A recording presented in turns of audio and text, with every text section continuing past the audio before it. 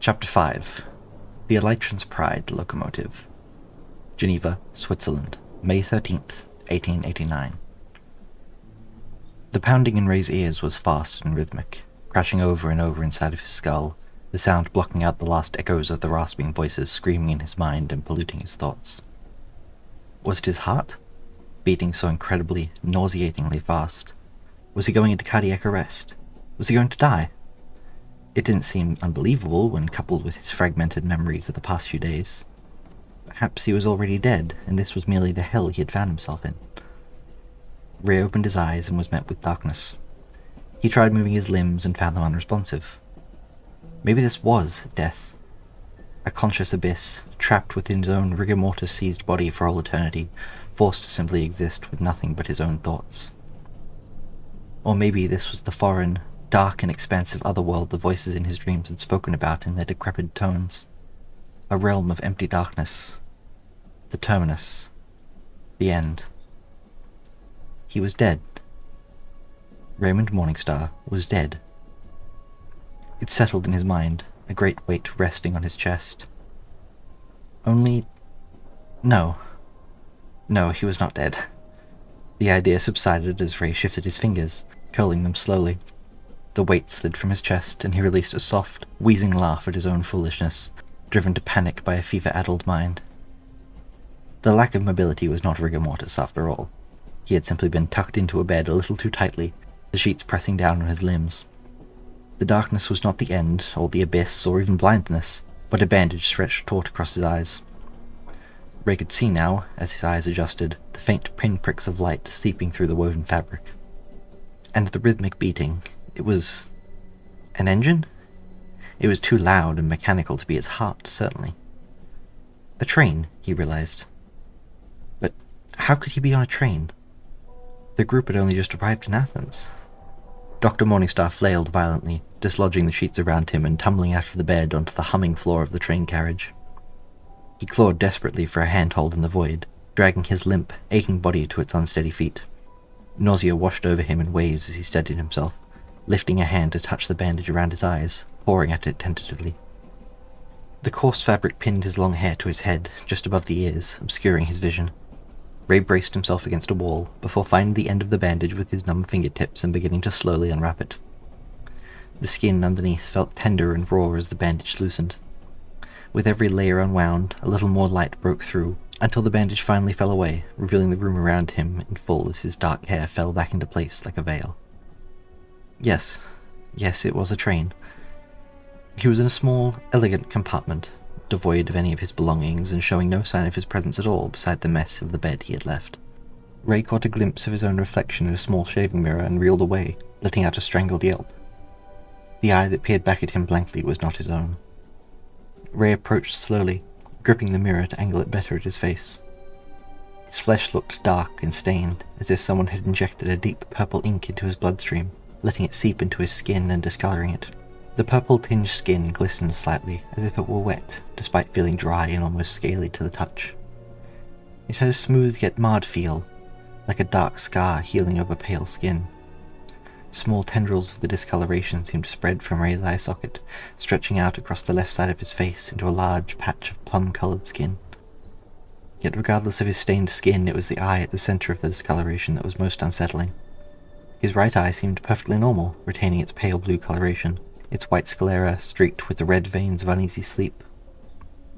His left eye, however, was unrecognizable.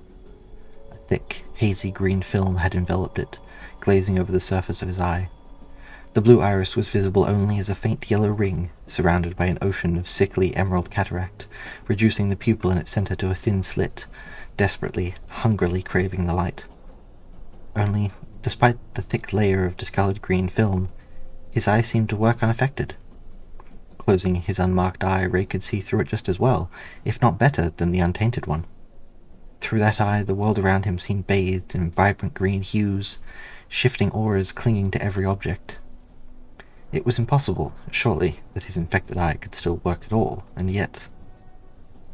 Ray looked in the mirror again, and the sight of the grotesque foreign element moving within his own skull made his stomach churn. As he tried to force himself to look closer, another wave of nausea slammed into his gut, and Ray doubled over, throwing up a mixture of water and dark bile onto the floor, grasping at the walls for support in an attempt to stay standing. How had this happened?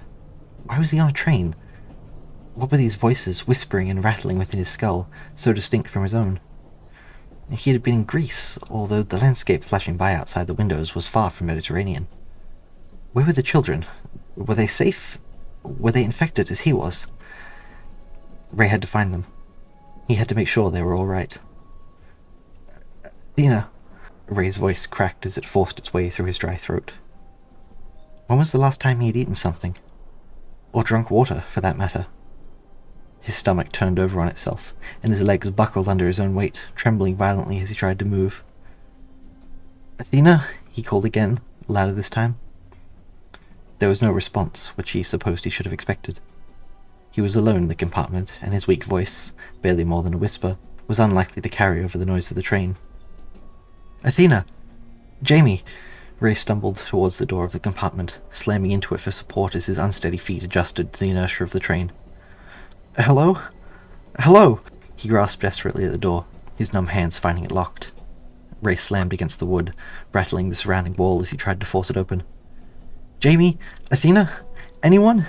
Ray slammed full force of his body, which admittedly at the moment was not very much force at all, against the door, his hands still desperately gripping the handle. Ray? The door was flung open, and Ray toppled over as he was pulled by the door handle, crashing into Jamie and sending both of them flying across the hall, slamming full force into the opposite wall. Both of them collapsed to the ground, a tangle of screams and limbs. Ray pushed himself backwards, almost falling back through the open doorway as he crashed into the wall and pressed himself against it, arms splayed out, bracing himself against the movement of the train. Jamie looked as terrified as the researcher felt, pressed up against the other wall and half curled into a ball, their glasses knocked askew and their curly brown hair sticking up at odd angles in a tangled and unkempt mess. Their brown eyes were wide, staring terrified at the form of their mentor stretched across the opposite wall like a spider clinging to a corner. Dr. Morningstar, Jamie breathed, pulling themselves up to their knees and crawling forwards on the ground. Jamie! Jamie! Jamie! Ray panted, eyeing their assistant. Repeating the name of the youth in his care seemed to bring him a level of comfort, solidifying Jamie's presence in his perceived reality, warped by the green of his eye, and he said it again, breathily. Jamie. Jamie nodded nervously. Ray swallowed. His tongue felt heavy and dry, mummified within his peeling cheeks. What's going on? Where am I? It's all right, Dr. Morningstar. You're safe. Jamie raised their hands to show this fact, as if the timid teen could ever be considered a threat. He inched closer, leaning over his mentor. We're on a train, as you probably gathered. We're going back to England. But the ruins, Ray muttered, frantically glancing around as if searching for more of his lucidity in the green auras of the train before consciousness slipped between his fingers. The investigation, we need to go back. Jamie, I didn't... Jamie's expression softened a little, pitying, almost. Dr. Ray, please. You're sick. You need to go home. You need to get you help. No. Ray's eyes locked onto Jamie, and the teen started back as the clouded green infection fixed upon them. No, I have to go back. Jamie reached out a hand towards their mentor, gently. Ray, please, listen to me. You're not what... Ray flailed out, accidentally striking Jamie across the face as he lunged to his feet. We have to go back. Jamie was knocked back against the opposite wall again, too stunned by what had happened to move, their hand drifting absent-mindedly towards their face where Ray had struck him. They knew that Ray would never, not in his right mind, but the jolt to their system was unnerving and settled uneasily in their stomach. What's going on? Another compartment door flew open, and Athena stepped out, almost crashing into Ray as he stumbled down the hall. Ray! Ray grabbed Athena by the collar, pulling them close. Athena, we have to go back. We must return to the ruins. I have to keep looking. I'm so close. I almost found it. The voices were screaming inside his skull again, as if awoken by the collision with Jamie, and Ray could no longer tell if his actions were driven by his own thoughts, or the thoughts of whatever had taken up residence in the recesses of his mind, whatever had settled within the purple tendrils under his skin. It felt as if a rope anchored in his stomach was dragging him back in the direction of Greece, tearing him away from his companions. As if part of him was left behind with the writings on those ancient walls, with that strange purple mold. Ray, please, what are you... Athena stammered, gripping the doctor's wrists and trying to pry them away. Ray, please, you're hurting me. Listen to me. We have to return to Athens. That's what they're telling me, Athena. I can see it now. You need to stop, Jamie bellowed, cutting Ray off as they pulled the researcher from Athena, pinning him back against the wall. It was not hard to do. Jamie had always been the largest of the group, and the doctor was in no condition to fight back. The corridor fell silent. Jamie looked into the one regular eye of their mentor, avoiding the other as best they could and panting slightly. A faint trickle of blood was beginning to pool on the top of Jamie's lip at the base of their nose, and their cheek was red from Ray's impact. You need to stop, Ray. Please, Jamie begged, the fight leaving them. You need to rest. You're sick. This isn't you. Just... please. Ray seemed to deflate, shrinking away from Jamie as the scratching language in his mind stopped suddenly, and whatever mania had possessed him dissolved into the silence. I'm sorry, he whimpered. I'm so sorry, Jamie, you're right. His eyes focused on Athena as if for the first time, half hiding behind the compartment door as they regarded him with large, terrified eyes. I'm so sorry, Athena. His eyes swerved back up to Jamie, landing on the blood. Ray's hand drifted up to cradle the side of Jamie's face gently. The youth's cheek was warm where Ray had hit him, and the researcher did his best to wipe away some of the pooling blood. Oh God, Jamie, I didn't mean... I'm so sorry, I didn't... His voice trailed away into a half-sob. Ray struggled to keep himself from crying. Jamie's expression softened at Ray's touch, tears welling in the corners of their eyes. They leant into the researcher's hand. I know, Ray. It's okay, they said quietly, emotion barely contained in their own voice. It's all right, I promise, I know. Please, Ray, go back to bed. Get some rest.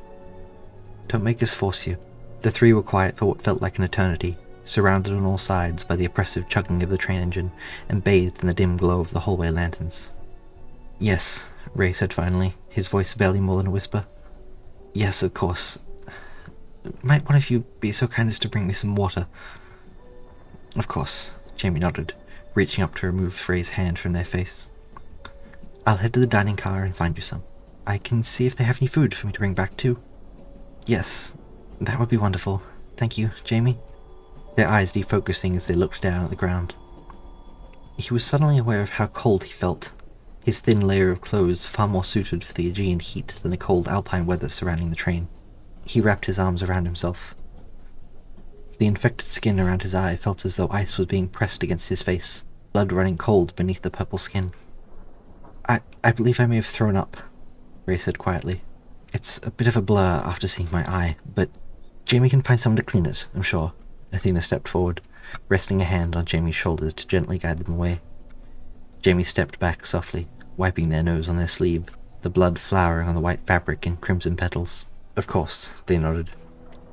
I'll join you while you wait for them, shall I? I can fill you in on the events since you took ill. Athena tucked a long, loose strand of auburn hair behind her ear. He turned to Jamie. We'll be okay. You can go. Are you sure? I promise. Athena forced a smile. Jamie nodded, watching over their shoulder as Athena led Ray into his room, guiding their guardian back to bed. The youth returned a short while later with a small trolley, their arms stretched over it to steady the covered silver platter in the pitcher of water, which rattled as they pushed between carriages. They had sent a cleaner ahead of them, and Jamie passed the young man with his mop and bucket leaving as they returned to the carriage. My eye. Jamie paused outside the door, hearing Ray's voice within. Their hearts stung hearing Ray, usually so excitable, sounded this weak and drained of life. The memory of Ray striking them quickly interrupted the feeling, and Jamie had to push the thought aside. They weren't bitter about it, of course. It was nothing like that. It was simply jarring. He couldn't hold it against Ray. The doctor wasn't in control of himself at the moment. Then what was in control of him? The thought wormed its way into Jamie's mind. They blinked. What did that even mean? Of course there was not something controlling Ray. It was merely a turn of phrase. It was a stupid thought. Ray was in the throes of fever and delirium, that was all. It was a sickness. Yet the nonsense thought nagged at them ever so slightly as they opened the door. The thought of something controlling their mentor. The memory of Ray's flailing limbs connecting with their face sat uneasily in their mind, an unpleasant sign of things to come. "It's just an infection, we think," Athena assured Ray as Jamie pulled open the door. "Once we get you some proper medical treatment, it should dissipate. That's what the doctors in Greece told us, at least." He smiled at Jamie as they entered. "And here is our dear Jamie now with some water." "Indeed," Jamie forced a smile, pulling the cover off the platter to reveal some bread and soup beneath. "And something more substantial, if you're feeling up to it." Jamie noticed that Athena had wrapped a new bandage around Dr. Morningstar's head, this time only covering the infected green eye. "Perhaps Athena and I should leave you alone for a while longer, allow you to get some more rest." Athena nodded, standing up and straightening out the wrinkles in their shirt. "Yes, that might be best. We're in the 2 rooms opposite, should you need us. The door will be unlocked this time, I promise." She smiled weakly. "Of course," Ray nodded slowly, grappling for the right words. "Thank you, both of you, so much." His voice wavered for a moment, the historian holding back tears as best he could. "I'm so incredibly sorry to you both." "It's all right." Athena patted Ray's hand as they left the room, waiting in the doorway as Jamie placed the soup and decanter of water on the compartment's small table. "As long as you're safe," Jamie finished for them, pulling the trolley out of the room. "Get some rest, all right, Doctor?" they said in place of a goodbye, closing the door behind them. Ray waved at them both weakly as they disappeared from view, taking a sip of water before lying back down in the darkened compartment. Athena sighed as the door closed, watching Jamie remove the key from their pocket, hesitate over the lock, and decide against it. "How's your nose?" Athena asked. Jamie forced a smile. "I've had worse," they shrugged. Athena smirked, leaning against the wall. His brown eyes met Jamie's, who appeared as concerned as he felt. "I'm worried about him. The way he acted." "I know," Jamie said quietly, joining his research partner against the wall, the rumbling of the train vibrating in their bones and rattling their teeth. "Jamie, his eye." "I saw," Jamie said quickly. "Trust me, I saw." Athena shook their head. "Jamie, you don't understand. When Ray grabbed me, I thought it sounds ridiculous, but I could have sworn it." Jamie raised an eyebrow. "You thought it what, Athena?" Athena swallowed, sliding down the wall until she was sitting on the floor. The lights of the carriage washed out his tawny skin and made him look faded and drained of life. Even the white vitiligo patches across their dark skin seemed to shift and vanish in the rattling shadows. A worn-out photograph of himself. "I thought it glowed for a moment, Jamie.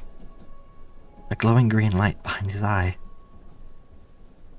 Jamie was silent for a moment, unsure of how to respond. They simply nodded, sliding down beside their friend. "I see," was the best they could think to answer with. "What are we going to do?" Jamie sighed. "Well, I suppose we'll get him back to England safely, and find a doctor. I trust my mother will inform the other members of the Fable Society of his condition once we're there. Maybe they can help him. And if you're not able to live with him for a while, you could always stay with me, I suppose." Jamie's face flushed slightly red, the colour barely noticeable under the orange lights. "I just mean my mother would love to have you, to make sure you're all right." They cleared their throat. "And I guess we just help him regain his health over time." "In the long run, yes," Athena nodded, still visibly shaken. "But what about now, Jamie?" "Ah, well, right now." Jamie's expression lifted as they reached under the tablecloth stretched across the trolley. "I may have gotten something more from the dining car. Care for a drink?" Their hand emerged from the folds of the fabric, clasping a bottle of scotch. "Really? Now?" Athena let out a small laugh. Jamie popped the cork. "Why not? It's been a hell of a few days." "To the doctor's health," they suggested as a toast. Jamie took a sip and almost immediately began coughing as the whiskey burned their throat. Athena shook their head, laughing for the first time in days as she took the bottle away from Jamie. "You're such an idiot. I'll have you know, I'm a very accomplished academic research assistant. Jamie giggled, still coughing. Oh god, that burns, he mumbled, rubbing his throat. Athena took a sip and failed to react in a similar manner, drinking the liquor smoothly. It's not bad, she nodded in approval. Show off, Jamie muttered, elbowing them playfully in the arm. Stop it, Athena elbowed them back, and the two friends chuckled, allowing the warmth of the drink and the motion of the train to cleanse the frightening encounter with their mentor from their minds. For that brief moment, rocked gently by their journey, not for the first time, the two assistants found comfort and solidarity in each other's company. For just a little while, the weight of responsibility was lifted from their shoulders, and to the two of them, the future that was to come was still miles away.